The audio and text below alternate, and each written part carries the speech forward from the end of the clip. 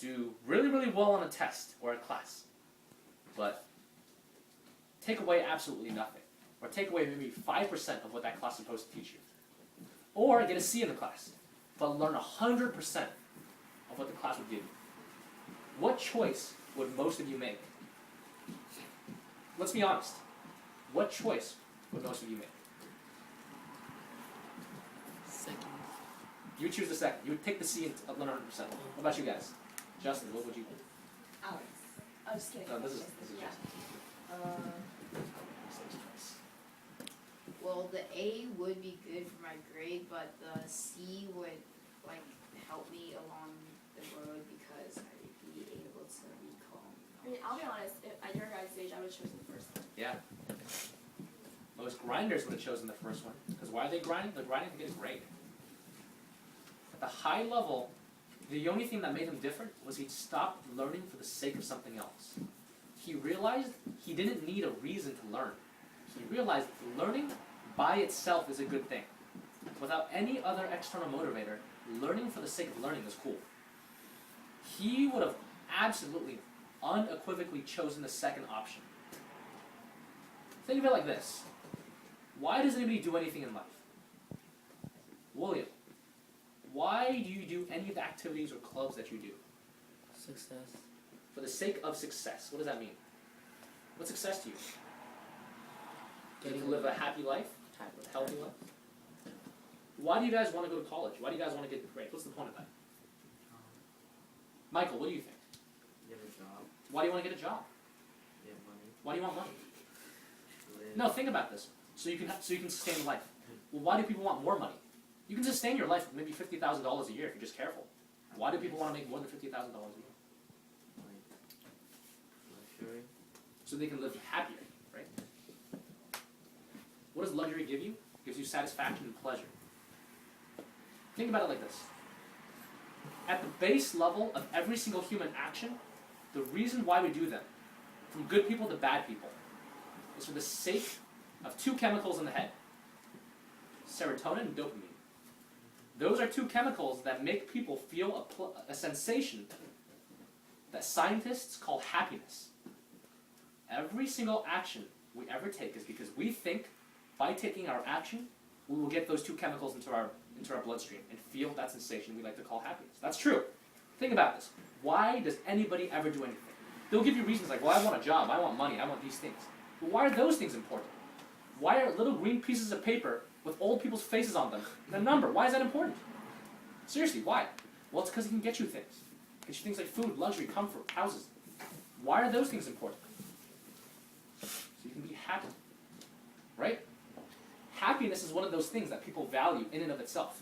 If I asked you, William, why do you want to be happy? And William said, what do you mean? That's stupid. I want to be happy because happy is a good thing. Like, I want to be happy. Who doesn't want to be happy? And I'd say, you're exactly right. Happiness is something worth pursuing for itself. You don't need a reason to be happy. Nobody ever asks, man, why are we so happy? I wish I wasn't so happy. I wish I was sad. Nobody says that because that's stupid. Same thing about learning. This is what you realize about learning.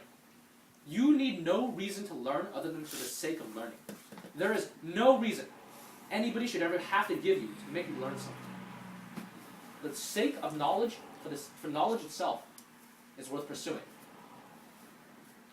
For how many people in here is this an idea that they never seriously considered before?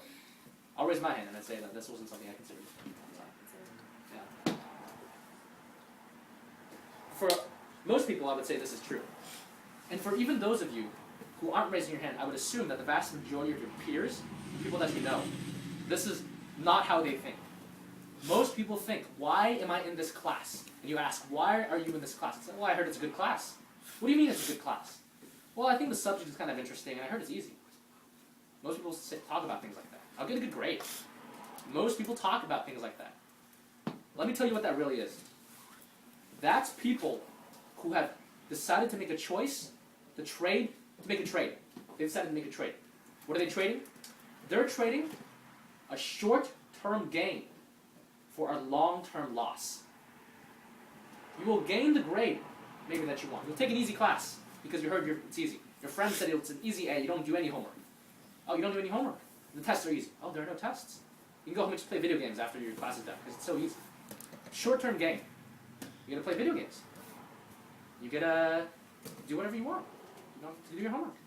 Long-term loss. The people who didn't take that class, what did they do? They took a harder class that challenged them. They got a lower grade, but they learned something that you didn't, because they paid attention, whereas you knew you didn't have to pay attention.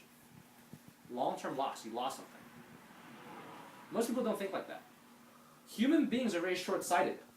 It's hard for us to see things far into the future, for many reasons. One, because it's hard to predict what's in the future. I don't know what things are going to be like in 20 years. I don't even know what things are going to be like in 1 year.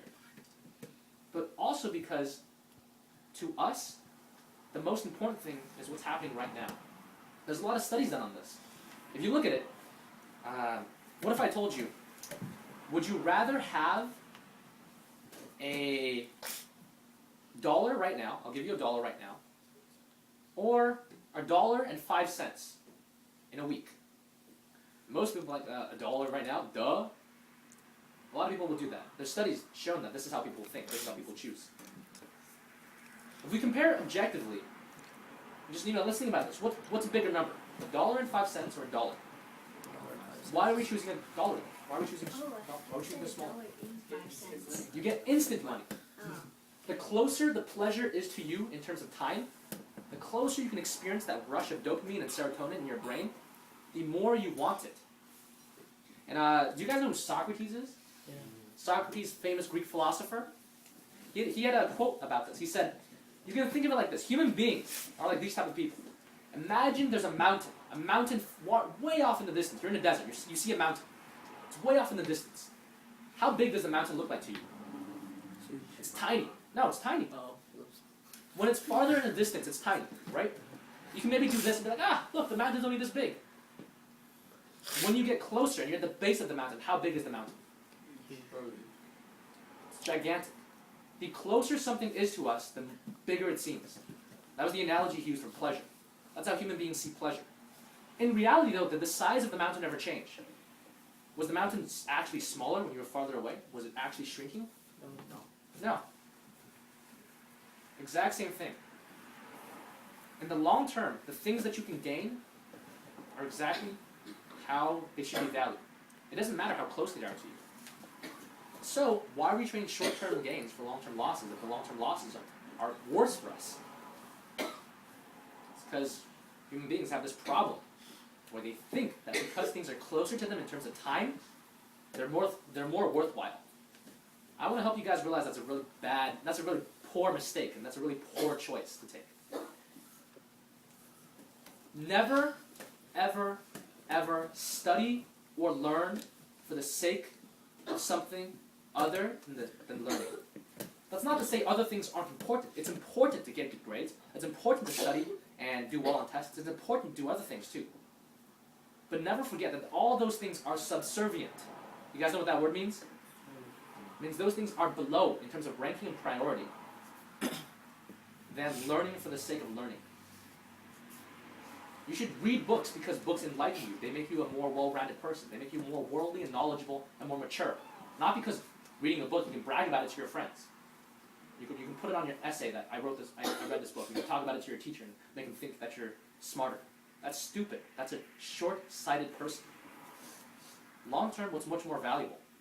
Being mature, being thoughtful, being humble. But we don't see that. It's hard to see that. The younger you are, the less mature you tend to be just biologically.